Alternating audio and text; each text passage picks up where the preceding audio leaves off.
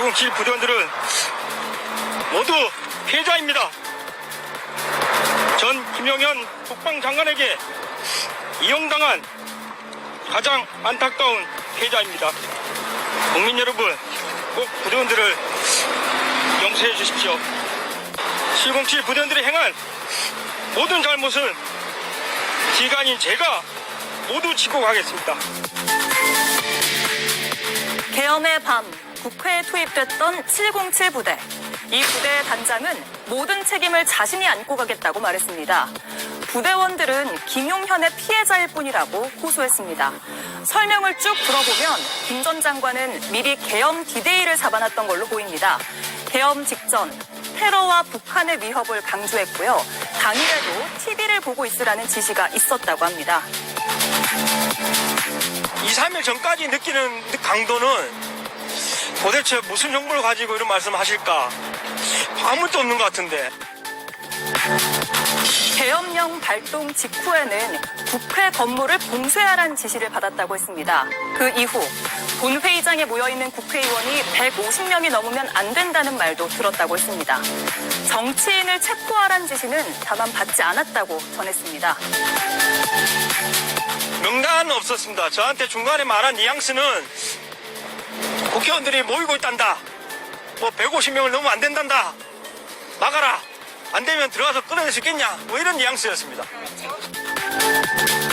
기자회견 도중 울먹였던 김 단장은 김용현 전 장관이 원망스럽다고 말했습니다.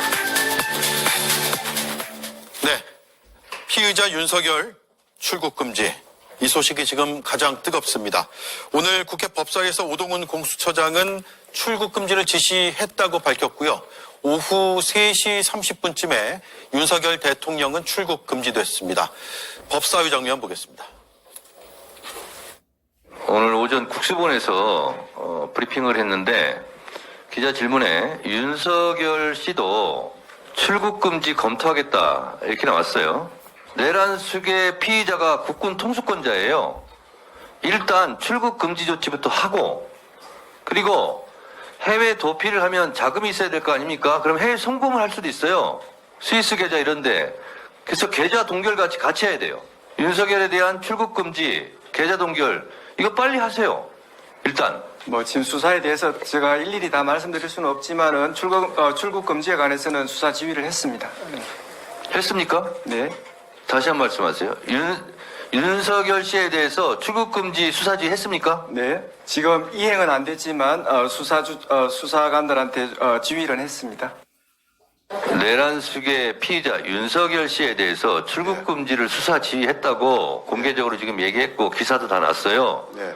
거기에 대해서 출국 금지 했습니까? 안 했습니까? 윤석열 대통령 말씀입니까? 네. 예, 출국금지 했습니다. 출국 금지 했습니까? 예. 언제 했습니까? 한 5분, 10분 전에 한 걸로 알고 있습니다. 자, 출국 금지를 했다. 이건 바로 수사 착수라고 보면 되겠네요. 그렇습니다. 이거 피해자로 전환이 됐다고 보면 되겠죠. 그러니까 이 내란의 어떤 주동자가 될 수 있을 거라고 각 수사기관은 보는 것 같고요. 워낙 이제 검찰, 공수처, 그다음에 경찰의 국수본 다 이렇게 일괄적으로 하다 보니까 수사의 주체가 누구인지 지금 얘기하기도 그렇지만 지금 보니까 이제 공수처에서 이제 출국 금지 조치를 좀 요구한 것 같고 네. 법무부가 받아들인 것 같아요. 그다음에 긴급 체포 부분도 이제 국수본에서 검토하겠다라고 했으니까 출국 금지 정도가 됐다는 건 이제 피의자 전화를 통해서 일단은 출석 요구를 할 것이고 그 출석 요구에 응하지 않으면 긴급 체포가 들어갈 수 있는 공산이 커졌다. 네. 그렇게 보면 될 것 같습니다. 네. 자, 출국 금지, 수사 착수, 상당히 빨라질 것 같아요. 네, 대통령에 대한 출국 금지 조치는 아마 사상 처음 있는 일일 겁니다. 그런데 지금 대통령이 어제자로 피의자로 공식적으로 확인됐지 않습니까? 그렇다 그러면은 사실 대통령이 국민의 눈을 몰래 피해서 해외로 나간다는 건 사실 굉장히 현실적으로 어려운 일이거든요. 어려운 일인데 절차상으로 피의자로 입건이 되면은 출국 금지시키는 게 일반적인 절차긴 합니다. 그럼에도 불구하고 대통령이 현실적으로 해외 국민들 몰래 나갈 가능성이 거의 없다는 면에서 약간 물론 절차상으로는 당연히 출근 금지시켜야 하는 게 맞긴 하지만 그것을 정치권에서 저렇게 왜 출근 금지 빨리 안 시키냐라고 질문하고 다그친 거는 조금 정치 의도가 있어 보이는 것 같은데요. 어쨌든 형사 절차상 피의자가 입건됐기 때문에 출근 금지시키는 거는 당연한 절차를 시행한 것으로 보입니다. 계좌 동결이 필요하다 이런 이야기 나오는데 필요해 보입니까?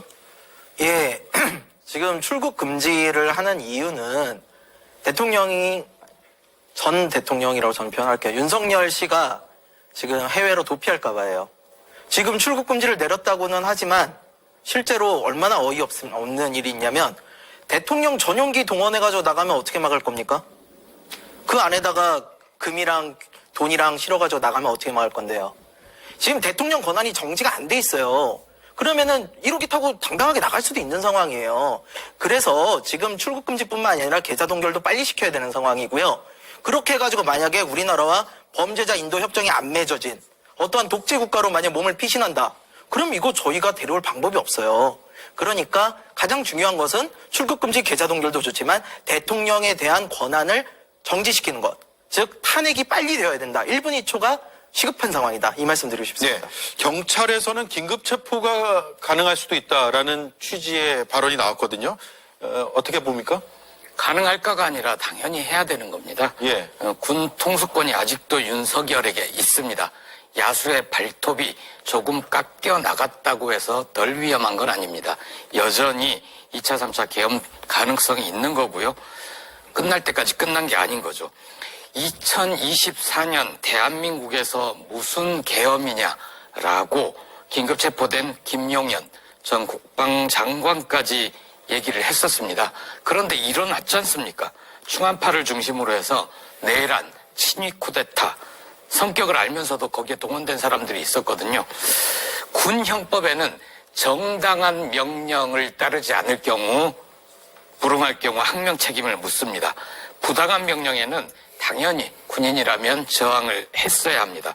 그런데 방첩사령관 어땠습니까? 어쨌든 명령이니까 명령이면 따라야지. 그런 멍청한 군인들이 더 없으리라는 법이 없습니다. 따라서 그런 사람들이 더 극소수화 될수록 과격해지거든요. 어떤 짓을 할지 모릅니다. 내란 및 군사반란 수괴가 아직도 대통령 자리에 있는 거 정말 이상하지 않나요? 하루라도 빨리 끌어내려야 되고 긴급 체포해서 가둬야죠. 예. 자, 지금 수사가 검찰, 경찰, 그리고 공수처로 나눠져 있는데 공수처장이 대통령 구속 의지 있느냐? 이런 질문을 받자 이렇게 답을 했습니다. 공수처장님, 네. 내란 사건에 대한 이첩 요구권을 행사할 때에는 수사에 대한 적극적인 의지가 있기 때문에 그렇게 하신 거겠죠? 네. 지금 내란죄에 해당하는 부분에 대해서는 적극적으로 지금 수사하고 신병 확보에 노력하고 있습니다. 구속할 의지가 있습니까? 저희들은 적극적으로 구속 수사를 원칙으로 해서 수사를 진행하겠습니다. 언제까지 시기를 물었습니다.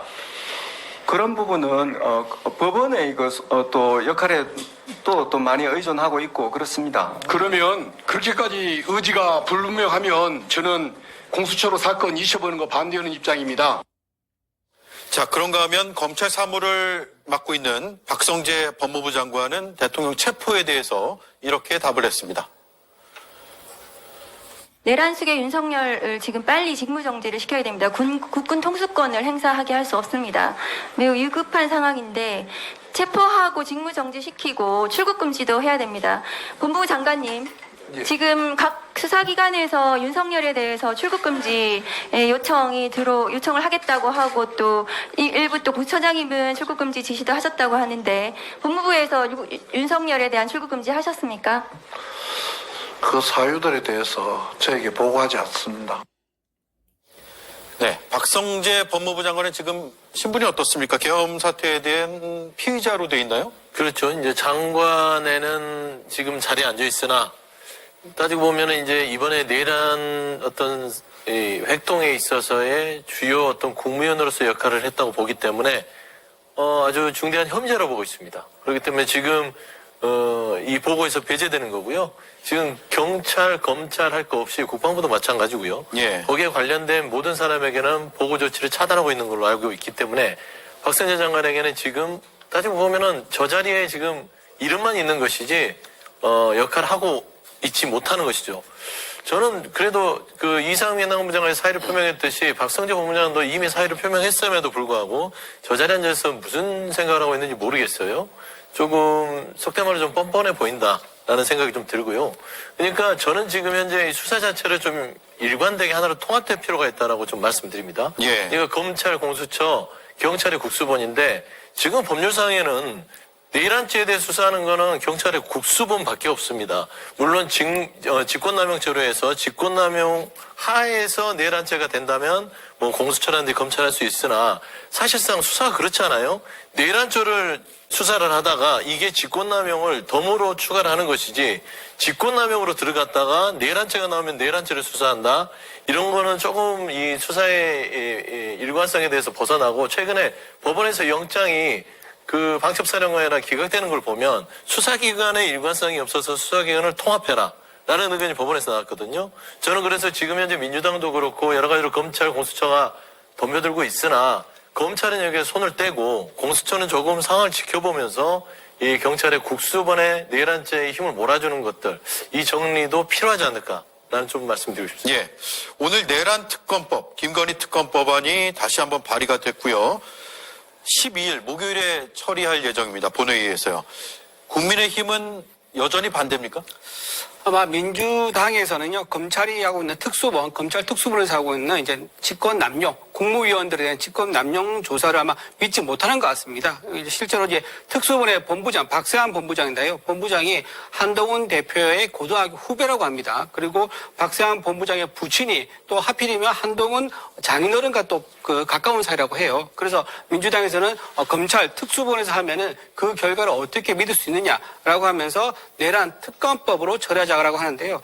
근데 특검법을 하게 되면 또 대규모 수사단을 꾸려야 되거든요. 그리고 활동 기간도 정해야 되고 그리고 상당히 또 비용이 드는데 이게 과연 효율적일까? 그 생각도 좀 들기도 합니다. 그래서 검경 합동 수사본부를 꾸리자라고 제안을 했다고 하는데 지금 수사기관들끼리 서로 이제 권력, 뭐 알력 이런 다툼을 할 때가 아니라 하나로 정리를 해서 좀 효율적으로 대응할 필요가 좀 있어 보인다 생각하고요. 김 여사 이제 특검법에 대해서는 지금 이탈표가 점점 늘어나고 있거든요. 예. 한 명도 없었다가 4명, 6명으로 늘어났는데 아마 또 한 번 더 발의를 하게 되면 더 늘어나지 않을까 기대를 한 것 같습니다. 야당에서는. 근데 지금 일단 당론이 정해지지 않았습니다. 지난번에는 당론이 신속하게 정해져가지고 다 반대한다고 정해졌는데 12일에 본회의 처리 예정이니까 아마 11일 날 당론을 모아서 대응할 방안이 정해질 것 같습니다. 예. 자, 서영주 의원님. 네. 이 내란 특검법, 김건희 특검법을 발의해서 처리를 하면 지금 뭐 여당에서 찬성 안 하더라도 통과는 되겠죠. 그렇죠.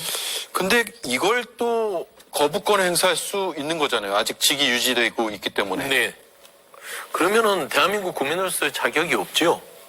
그러니까 이게 전 대통령의 직과 여러 가지를 떠나서 본인이 저지른 일에 대해서 반성을 한다면 지금 이 김건희 특검법과 내란 특검법을 거부를 한다? 이거는 어떤 법적 처벌에 따라서요. 영원히 대한민국에서 살 수 있는 국적을 박탈해야 될 저는 그런 태도라고 보입니다. 예. 지금 보면은 국민의힘도 고심이 깊을 겁니다. 지금 김건희 특검법과 내란 특검법이 올라왔을 때 이때는 민주당 단독으로 처리하는 게 돼서는 안 됩니다. 최소한 재의결되기 전에 국민의힘도 들어와서 김건희 특검법을 여야가 같이 힘을 모아서 통과를 시켜야 되고요. 당연히 지금 윤석열, 피해자 윤석열이죠. 피해자 윤석열이 이걸 거부한다 하더라도 여야는 여기에서 김건희 특검법과 내란 특검법에 대해서 뜻을 모아서 국가를 정상화시키겠다라는 의지를 보여주는 그런 결과로 나타나야지 지금 우리가 여기에서 거부권을 행사한다? 그는 입에 올리기도 참 민망한 그런 주제다. 좀 그런 말씀 드리고 싶습니다. 네. 자, 그런가 하면 계엄이 오래전부터 준비가 됐다라는 주장도 나오고 있고요. 일단 2024년 11월에 작성됐다는 방첩사의 문건을 보겠습니다. 어제 추미애 의원이 공개한 내용인데 작성 경위는 저렇게 나타나고 있고요. 11월에 작성이 됐다고 하는데 여인영 방첩사령관 직접 지시로 비서실에서 작성해서 11월경에 사령관에게 보고하고 결심을 받았다고 합니다. 자, 지난 8월에 김용현 전 장관이 국방장관 지명되면서 계엄 준비 얘기 나오니까 괴담 선동이라고 했는데 그 뒤에 문건까지 작성됐다는 정황이 나타나고 있는 것이고요. 한동훈 국민의힘 대표와 김용현 당시 국방장관도 근거를 제시하라. 국민이 용납하겠냐? 라면서 계엄설을 단호하게 반박을 했지만 우리 모두가 다 알듯이 12월 3일에 실제로 일어났습니다. 자, 김보엽 의원님. 11월 작성된 게 사실이라면 계엄을 하겠다는 것을 상정하고 했을 가능성이 꽤 큰 것으로 볼 수도 있고 내란죄 혐의 수사의 중요 단서가 될 것 같은데요. 예. 비상계엄, 내란, 군사반란 이런 거를 홧김에하지는 않을 겁니다. 그런데 윤석열이 그 전에도 여러 자리에서 확 계엄이나 해버려 이런 얘기를 여러 차례 했다는 증언들이 좀 나옵니다. 저희 의사 출신 국회의원인 김선민 의원은 윤석열을 원격 진료를 한 거죠. 직접 대면 진료는 안 해봤지만 편집증, 과대망상 환자다. 그래서 당연히 주변에서 나 확 계엄이나 해버려 그러면 주변에서 당연히 말렸어야 되는데 가만히 내뒀던 거죠. 자정 기능이 아예 작동하지 않은 겁니다. 다 똑같은 인간들끼리 모여 앉아가지고 국정을 논의하고 있었으니까 저 상태였던 겁니다. 명태균이 이런 얘기를 한 적이 있습니다. 윤석열에 대해서 5살짜리 꼬마가 권총을 가지고 놀고 있다. 그런 형국이다 얘기했는데 5살짜리 꼬마라면 우선 힘으로 제압을 할 수도 있고요. 그리고 얼마나 위험한 행동인지 그것을 가르칠 수도 있습니다. 그런데 윤석열은 아직도 군 통수권을 가지고 있습니다. 맨날 이상한 유튜브만 봐서 자기가 옳다라는 확신에 아직도 빠져 살고 있을 겁니다. 최근에 나온 담화문을 봐도 반성, 내가 무엇을 잘못했다라는 얘기를 하지 않습니다. 교정이 안 됩니다. 하루라도 빨리 사회에서 격리시켜야 합니다. 네, 김성일 의원님. 저 문건 쭉 보면은 제주 4.3을 폭동이라고 명시를 했더라고요. 네. 이 제주 4.3 문제는 이미 사실 2000년 1월에 이제 국회에서 통과한 특별법을 통해가지고 정리가 된 문제예요. 지금 4.3 희생자 추념식도 국가기념일로 지정이 돼가지고 민간인 희생자에 대한 추도를 하고 있는 상황입니다. 근데 이거를 폭동으로 본다는 건 상당한 역사 왜곡의 시각을 가지고 있다라는 증거고요. 근데 사실 이미 예견된 이야기예요. 왜냐면은 윤석열 씨 주변에 누가 있습니까?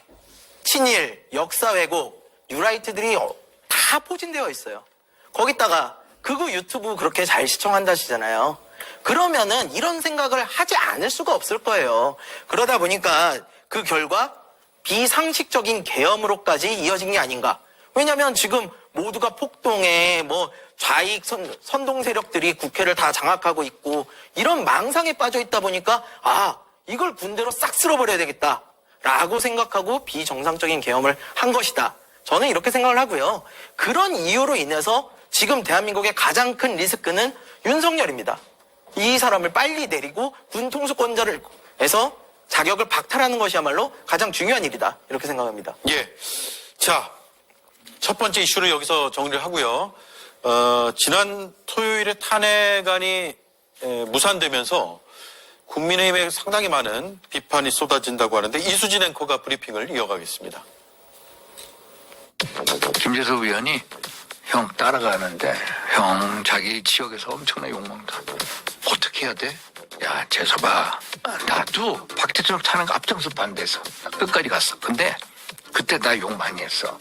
나 욕 많이 먹었어. 그런데 1년 후에는 다 야 윤상이 의리 있어. 좋아. 그 다음에 무속가도 다 찍어주더라.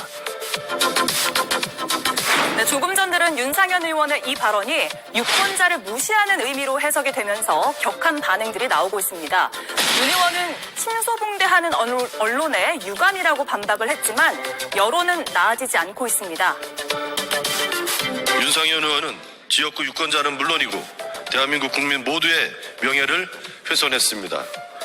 국민은 괴대지 발언을 떠올리게 하는 망언 중 망언입니다.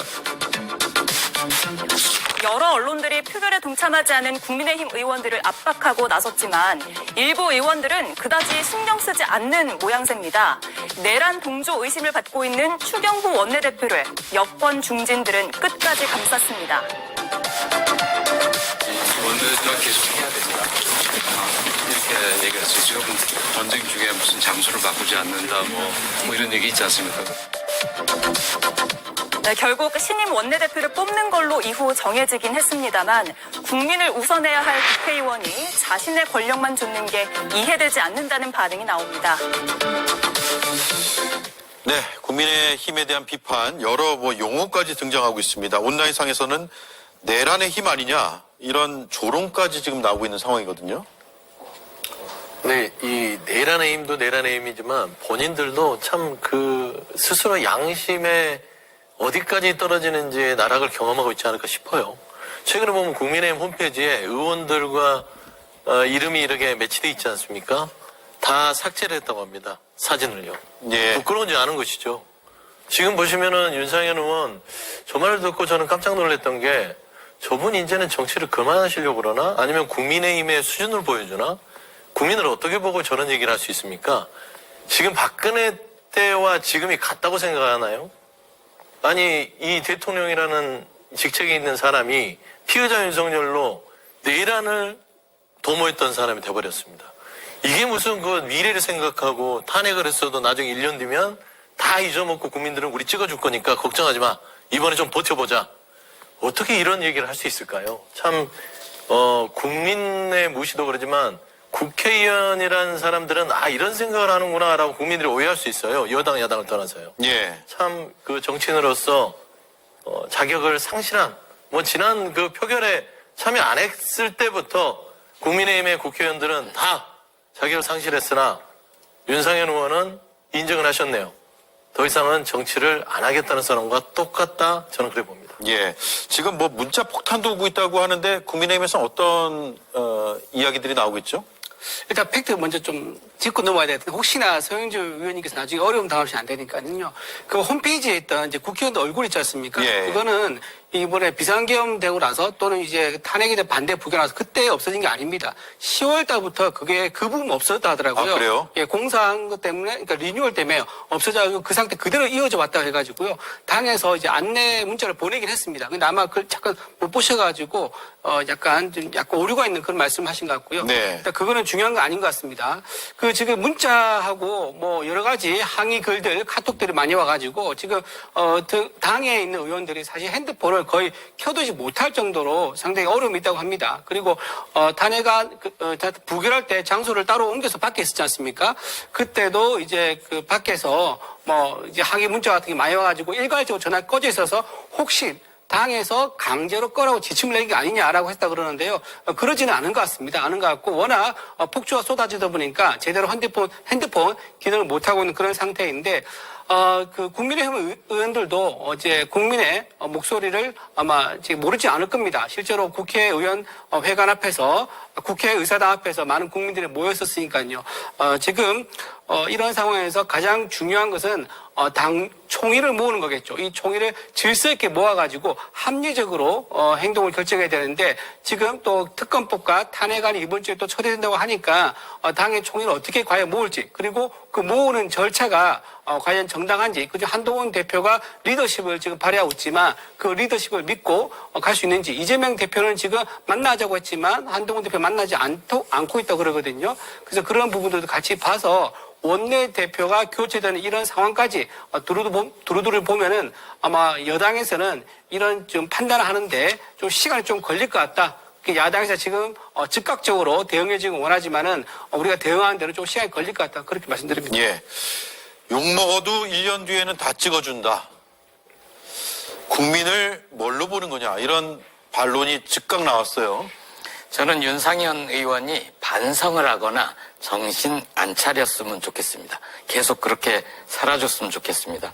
길게 말할 거 없고 내란 군사반란의 숙에 윤석열 탄핵을 계속 반대할 경우 다음 정권에서 법무부 장관이 정부를 대신해서 국민의힘에 위헌정당 해산 청구를 할 것입니다. 윤상현 의원이야 개인기가 좋으니까 무소속으로 나가서 혼자 살아올지 모르겠으나 나머지 국민의힘 의원들이 어떻게 되는지 한번 보고 싶습니다. 윤석열과 함께 파멸의 늪으로 빠질 텐데요.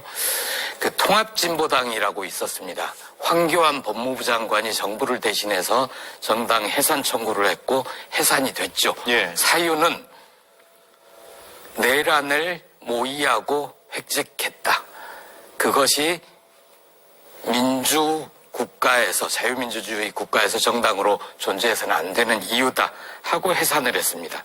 그런데 국민의힘의 1호 당원이 내란을 모의하거나 획책한 게 아니라 실제 시행을 했습니다. 성공하지 못했을 뿐이죠. 그리고 그 내란 주범, 내란 수괴를 처벌해야 된다. 일단 대통령직에서 끌어내려야 한다는 국회 탄핵소추안 표결에서 국민의힘 의원 대부분이 국회의원으로서 해야 할 도리를 하지 않고 본회의장을 떠났습니다. 이게 국민의 힘입니까? 내란의 힘이라는 얘기를 들어도 할 얘기가 없을 겁니다. 자, 이에 대해서 윤상현 의원은 침소봉대다라는 입장을 밝혔고요. 대통령이 아니라 대한민국 체제, 미래 후손들을 지키기 위해서 말한 것이다 라고 반박을 했습니다. 해명 어떻게 들으셨어요? 안 하니만 못한 해명이죠.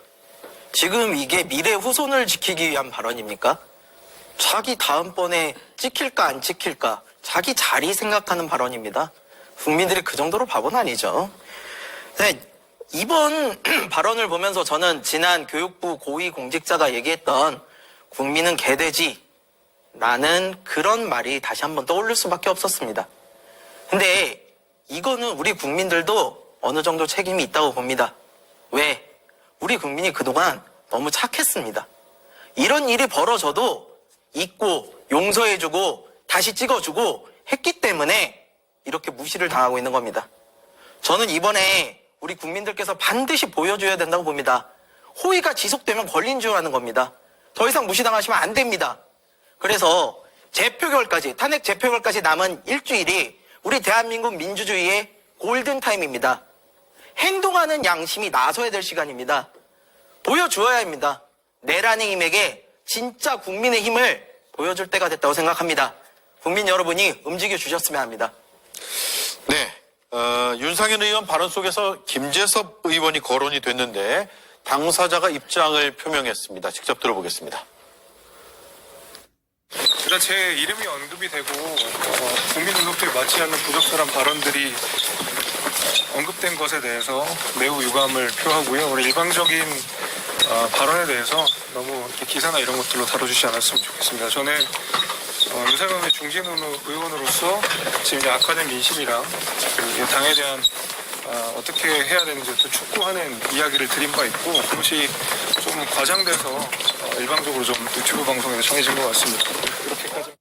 네, 악화된 민심을 전달하고 당의 대응을 촉구한 것이 전부다라고 했는데 탄핵안 표결날 어쨌든 반대표를 던졌고요. 그에 대한 국민적 실망감이 상당히 김재섭 의원에게도 모이는 것 같습니다. 네. 아무래도 이제 그 국민에 대해서 소장파로 나름대로 국민적인 기대를 많이 받았던 젊은 의원이기 때문에 아마 이번 그 표결에 있어서 왜 나타나지 않았지, 왜 소신을 보여주지 않았지 이런 부분에 있어서 큰 실망감이 있었던 것 같습니다. 아마 김재섭 의원 나름대로도 많은 고민이 있었겠으나 아쉬운 것은 그 표결장에 왜 남지 않았을까? 최소한 부결을 던졌다 하더라도 본인 의사를 나타내는 것. 그게 국회의원의 직을 다하는 거 아니었을까라는 측면에서는 물론 윤상현 의원과 여러 가지 얘기를 나누면서 그게 본인의 의도와 다르게 나올 수 있었으나 조금 김재섭 의원이 이런 논란에 휩싸인 거 보면 그쪽 그 국민의힘이라 하더라도 뭔가 새로운 좀 신선한 합리적인 정치를 기대했던 한 사람 젊은 정치인으로서는 좀 여러 가지로 힘든 공경에 처한 게 아닌가라는 점에서 좀 안타까움이 있고요. 일단은 저는 그렇습니다. 윤상현 의원도 그렇고 국민의힘 의원들도 그러는데요. 그 7일날 표결에 불참을 했지 않습니까? 저는 공당으로서 국민의힘은 이미 그날 자격을 상실했고요.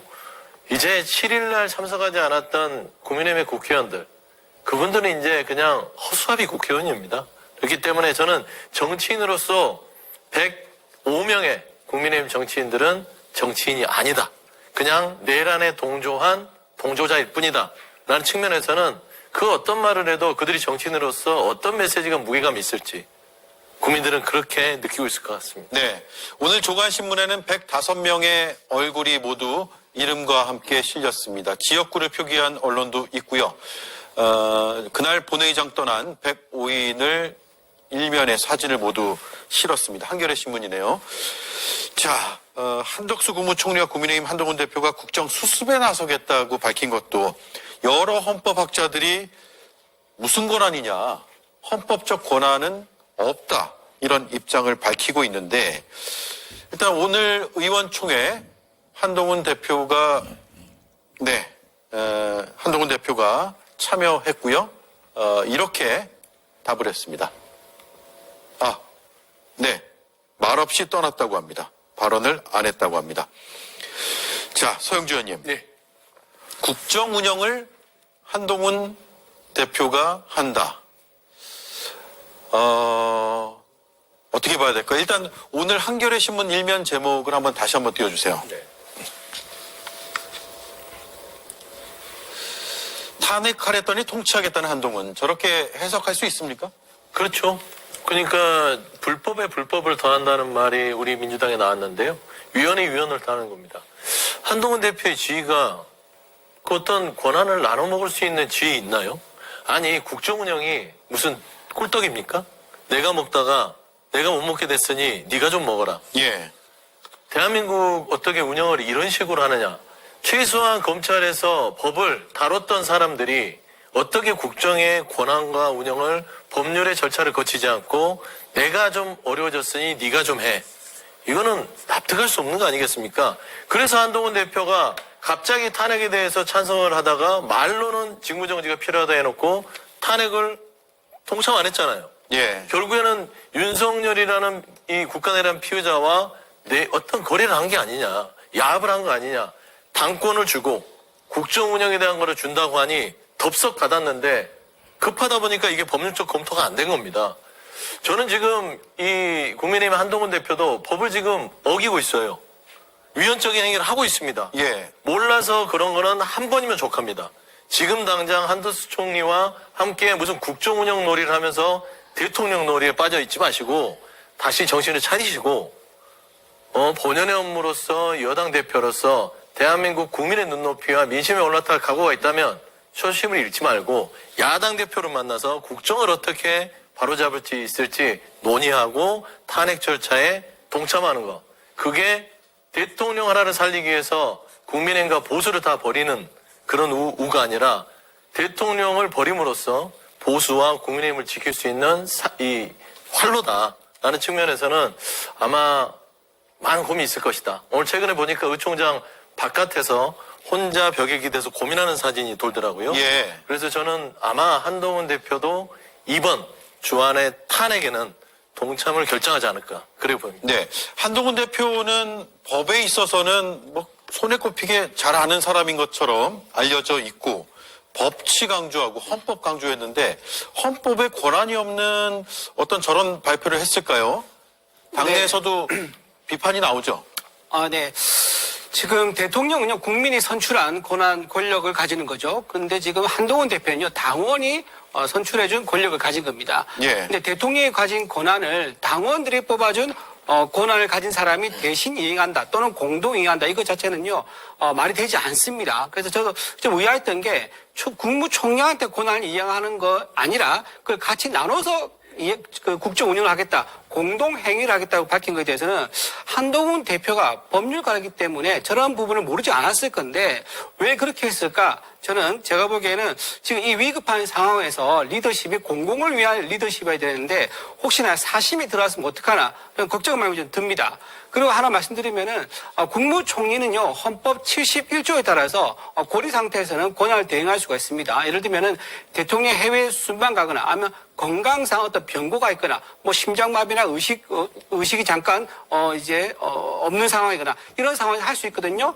그리고 단적으로 예를 들면은 잠깐 수술 받는다고 마취를 할 때도 국무총리가 모든 권한을 대응합니다. 예. 그런 대응하는 권한이 있고요. 또 국방의 얘기도 하는데요. 만약에 그럴 경우 북한이 도발하면 어떡하느냐. 지금 국가안전보장회의 NSC 있지 않습니까? 거기가 의장이 대통령이고 부의장이 국무총리입니다. 따라서 국무총리가 부의장 역할을 하면서 그거를 이제 회의를 소집해서 어떤 국방에 대해서 지시도 할 수 있는 그런 요건을 갖추고 있습니다. 근데 문제가 뭐냐면은 여기서는 고리라는 게 해외에 나가거나 건강에 이상이 있을 경우를 말하는 건데 지금 대통령은 국내에 있고 건강에도 이상이 없는 상태입니다. 이런 상태에서 대통령이 선언적으로 권한을 대응을 시킨다라는 게 이게 법적으로 근거 없는 상황이기 때문에 좀 논란이 되고 있는 그런 상황 같습니다. 예. 이 시각 여의도의 모습을 보고 계십니다. 지난 토요일 그리고 어제 오늘까지 많은 시민들이 나왔습니다. 지금 이제 해가 저물고 전광판에는 화면이 나오고 있고요. 시민들이 모여서 구호도 외치고 있는 것 같습니다. 국회 앞에 3일 연속 모여 있습니다. 내일 지금 집회를 하겠다고 신고를 하고 선언한 상황이기 때문에 오늘 토요일까지 그리고 토요일날 탄핵안이 처리가 안 되면 그 뒤에도 시민들의 발걸음은 계속 이어질 것 같습니다. 이렇게 형형색색의 봉을 들고 흔들기도 하고 이번에 집회 문화가 좀 다른 양상을 보인다라는 평가들도 받고 있습니다. 질서 정연한 모습은 3일째 이어지는 것 같고요. 이 시각 여의도의 모습을 시청자들께서 보고 계십니다. 김보엽 위원님. 예. 한동훈 대표의 오락가락 행보는 상당히 비판의 목소리가 많이 나오고 있는데 계엄 선포 직후에는 위법위헌적인 비상계엄이라고 하고 며칠 뒤에는 대통령의 조속한 직무집행 정지가 필요하다고 하고 그래서 탄핵에 동참하는 것으로 알았는데 동참은 안 했어요. 그리고 갑자기 다음 날 총리와 협의해서 국정 운영을 챙길 것이라는 입장까지 나왔습니다. 이 흐름 어떻게 봐야 될까요? 한동훈 대표가 오락가락한 거는 한두 번이 아닙니다. 그래서 이번에도 한동훈이 한동훈했다 이런 얘기가 나오는 거고요. 대통령 직무 정지가 필요하다고 한 날이 12월 6일이었습니다. 탄핵 참선까지 밝히지는 않았지만 대통령의 직무를 정지시킬 수 있는 유일한 방법, 합법적인 헌법에 따른 절차는 탄핵밖에 없습니다. 그래서 조국혁신당은 한동훈 대표의 마음이 바뀌기 전에 또 윤석열, 한동훈, 한덕수 이 세 분이 전열을 가다듬고 장꾀를 짜내기 전에 당일 탄핵소추안 표결을 하자고 했었습니다. 혹시라도 6일 금요일에 표결했다면 저는 다른 결과를 기대할 수 있지 않았을까. 어쩌면 그랬더라면 오늘처럼 시민들이 일주일 정도 더 추위 속에서 떠는 일은 저는 없었을 것 같습니다. 예. 다행히 집회가 축제처럼 이루어지고 오늘 어떤 사진 한 장 보니까 여의도 국회의사당역 안에 여성 화장실로 보이는데 위생용품과 핫팩이 잔뜩 쌓여 있고 누구든 필요하면 가져가세요. 이렇게 돼 있고요. 그리고 국회 근처에 찻집, 카페 이런 데는 100잔씩 설 결제를 해두는 분들이 있다고 합니다. 예, 드시고 가시라고요. 그 자리에 못 오니까 잠시라도 몸을 녹이고 가세요. 그래서 거기에 저도 선결제를 하려고 했더니 이미 한도가 찼다. 다음에 해달라. 이런 훈훈한 미담도 있습니다. 예. 4050보다 이제 2030, 10대 학생들도 많이 보여서 민주주의 학습의 장이 되고 있는 것 같습니다. 다시 한동훈 얘기로 돌아오면 한동훈 대표는 이 와중에 아무 생각 없는 한덕수 총리 옆에 세워놓고 권력을 찬탈하려고 합니다. 국민들 누가 윤석열 권한을 뺏어서 한동훈, 한덕수 두 명에게 나눠줬습니까? 한동훈 대표가 단 한 번이라도 국민으로부터 어떤 선택을 받아본 적이 있습니까? 대표니까 국민의힘 당원들로부터 투표를 받아본 적이 있지만 국회의원도 아닌 이상 국민들로부터는 단 한 번도 선택받은 적이 없는 분입니다. 그런데도 마치 부통령, 총리 권한, 대통령의 권한을 총리와 나누기를 바라는 정말 황당한 일을 하고 있고요. 이분이 고시를 공부했으니까 헌법이나 법률을 모르지는 않을 겁니다. 예. 그런데 법을 가지고 누구를 때려 잡아보기만 했지 자기가 법을 지키려고 노력해본 적이 없는 검사입니다. 그래서 아마 잘 모르는 것 같고요. 그냥 딱 네 글자로 얘기하면 지가 뭔데 라고 얘기할 수 있습니다. 지가 뭔데? 예. 자, 여인영 방첩사령관의 입장이 계속 나오고 있는데 화면 하단에 속보로 전해드리고 있습니다. 방첩사는 계엄령 선포 후에 알았다 라고 주장을 했고요. 대북작전 방첩사 기획은 전혀 사실이 아니다. 문건에 대한 부인을 한 거네요. 그리고 방첩사는 국회 선관위 근처에 가다가 복귀했다라고 주장을 했습니다. 그리고 국민 여러분께 심력 끼쳐 죄송하다면서 사령관으로 행한 행동 엄중히 책임질 것이라고 말을 했는데 지금 사태가 걷잡을 수 없이 커지는 상황에서 여인영 전 방첩사령관도 피의자로 소환 통보가 지금 갔다고 합니다. 이런 와중에 하나둘씩 발을 빼는 건가요? 어떻게 봐야 될지 모르겠습니다. 일단 본인의 입장은 나왔기 때문에 쭉 전해드렸습니다. 계속해서 이수진 앵커가 브리핑 이어가겠습니다. 수사 상황입니다. 존경하는 국민 여러분, 저는 12월 3일 밤 11시를 기해 비상계엄을 선포했습니다. 네, 담화 속 대통령의 옅은 미소가 주말 내내 화제였습니다. 이 미소의 의미가 뭘까? 탄핵도 수사도 안 될 거란 뜻일까? 온라인 공간에선 여러 얘기가 나왔는데요. 그런데 오늘 여러 기관들의 수사 의지 표명이 줄줄이 이어졌습니다. 출국 금지에 관해서는 수사 지휘를 했습니다. 했습니까? 네. 윤석열 씨에 대해서 출국 금지 수사 지휘 했습니까? 네. 확실합니까? 지금 이행은 안 됐지만 수사관들한테 지휘를 했습니다. 네, 그리고 나서 내란죄 피의자 윤석열 대통령에 대한 출국 금지 조치가 이뤄졌죠. 현직 대통령에 대한 출금 조치, 전례 없는 일입니다. 경찰도요, 대통령 체포 가능성을 열어놨습니다. 들어보시죠. 이번 사건에 대한 수사 대상에는 인적, 물적 제한이 없다는 점을 말씀드립니다. 네, 수사기관들이 경쟁을 하고 있습니다. 경찰은 검찰엔 수사권이 없다고 지적을 하고 공수처는 검경 둘 다 사건을 넘기라고 하는데 조사의 자격과 진심은 계속해서 따져볼 일입니다. 네. 긴급 체포 가능성까지 얘기가 나오고 있습니다. 물론 대통령은 현직 대통령이기 때문에 대통령 관저에서 어떻게 체포할까? 이런 방법론적으로는 아직까지 이야기는 들리는 건 없습니다만 출국 금지가 됐고 빠른 체포가 필요하다는 주장들은 이어지고 있습니다. 김성열 의원님. 네. 증거인멸 우려 때문이거든요. 네. 김용현 전 장관이 깡통폰을 제출했다고 하고 대통령도 이미 기자회견 뒤에 휴대전화 바꾸겠다라고 해서 바꿨다는 거 아니에요? 네, 그렇습니다. 근데 저는 사실 증거인멸 부분은 지금은 크게 중요하지 않다고 생각해요. 왜냐하면 이미 계엄이 발생한 지 4일, 5일째예요. 이미 증거인멸 다 하고도 남을 시간입니다. 그리고 증거는 이제부터 나올 거거든요. 왜냐하면 지금 김용현 전 장관 들어가서 뭐라 그럽니까? 앞에서는 자기가 다 책임지겠다고 그러더니 막상 들어가서는 윤석열이 시켰다 얘기를 하고 있고 지금 여인영 방첩사령관도 지금 저렇게 얘기하는 거예요. 방첩사는 그렇게 하지 않았다. 근처 안 갔다. 이거 다들 자기 책임을 면하기 위한 이야기입니다. 왜냐? 내란죄는 굉장히 무서운 죄예요. 이거는 최고 사형까지 갈 수 있고요. 무기징역도 가능한 죄입니다. 그러다 보니까 어찌저찌 그냥 내가 책임질게 할 수 있는 수준이 아니에요. 그럼 이 공범들이 지금 다 자기들은 안 했다 하면서 결국에는 윤석열 씨를 향해서 책임을 던질 거라는 거죠. 그 와중에서 자기가 나눴던 문자라든가 통화라든가 알아서 대제출할 겁니다. 그런데도 불구하고 빨리 지금 대통령 체포를 해야 된다. 그 이유는 뭐냐면 군 통수권자이기 때문이에요. 제가 아까도 말씀드렸지만 출국 금지 해야 되는데 대통령 1호기 타고 나가면 어떻게 말 거냐는 거죠.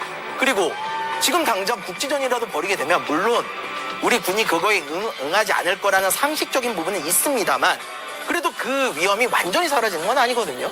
그러면은 이런 위험한 사람한테 빨리 권한을 뺏는 게 우선이죠. 탄핵이 늦어진다면 체포라도 먼저 해서 사실상의 직무정지를 해야 된다. 그렇게 보고 있습니다. 예.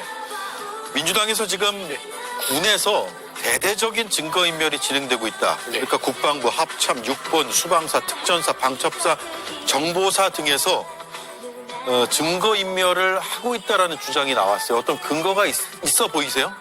아니 당연히 있죠. 지금 전면적으로 그 관련된 특히 김용현 같은 그 밑에 있던 참모들, 보좌진들은 아직도 그대로 근무하고 있잖아요.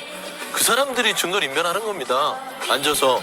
윤석열 대통령도 마찬가지예요. 피의자 윤석열로 전환이 됐으면 빨리 긴급 체포를 해서 증거 인멸할 시간을 없애야죠. 예. 지금 관저에서 모처에서 어떤 증거 인멸이 있을지, 그리고 도피할 수도 있는 자금을 마련할지 누가 합니까?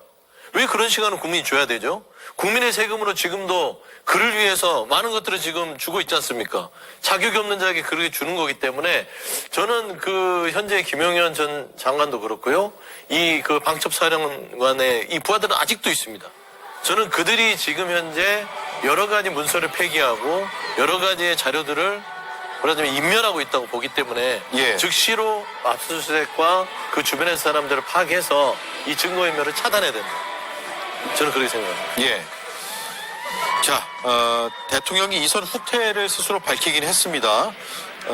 하지만 그걸 고지고대로 듣지 않는 사람들도 있고요. 국방부는 일단 군 통수권은 대통령에게 있다라는 입장을 밝혔네요. 네, 아마 국방부에서 법적 검토를 이제 면밀히 한 것 같습니다.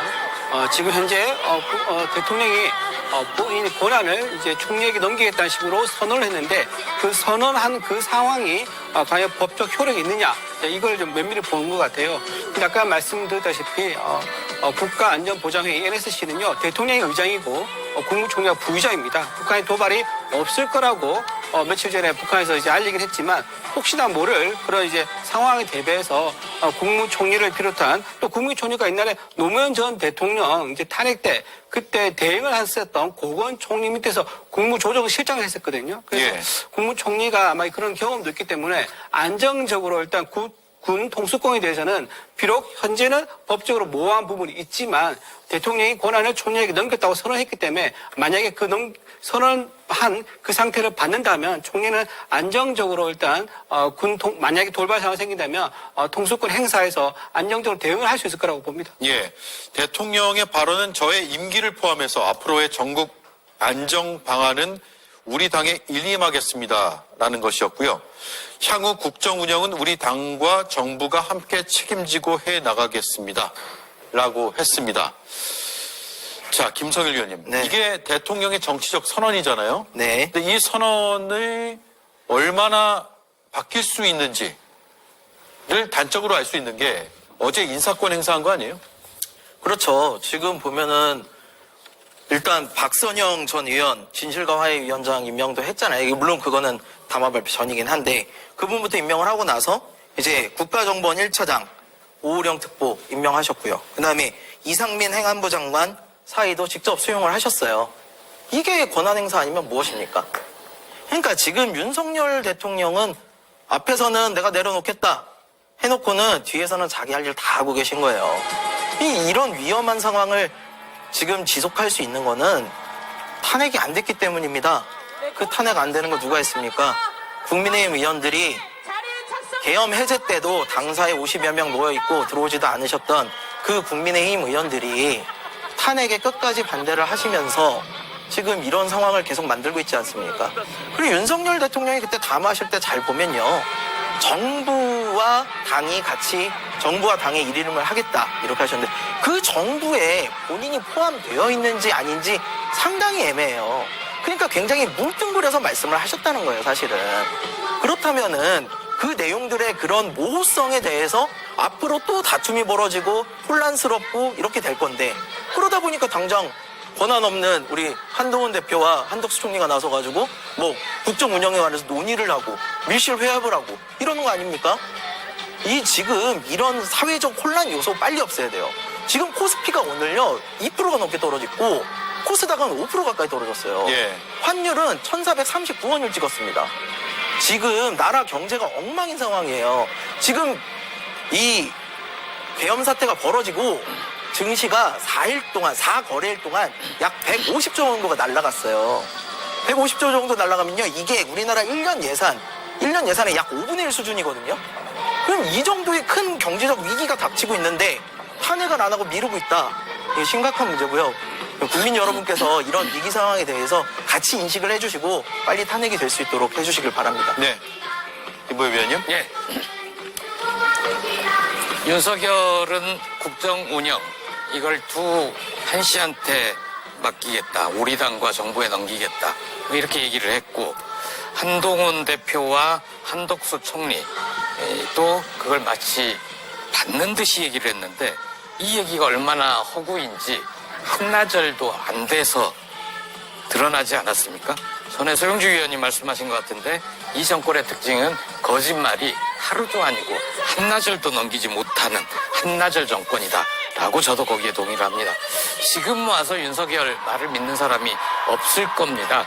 자꾸 이런 식으로 하면 숨 쉬는 거 말고 입에서 나오는 건 몽땅 거짓말이다 이런 평가를 들을 겁니다. 도무지 신의 신뢰 그래도 한때 대통령을 했던 사람인데 그런 게 없습니다.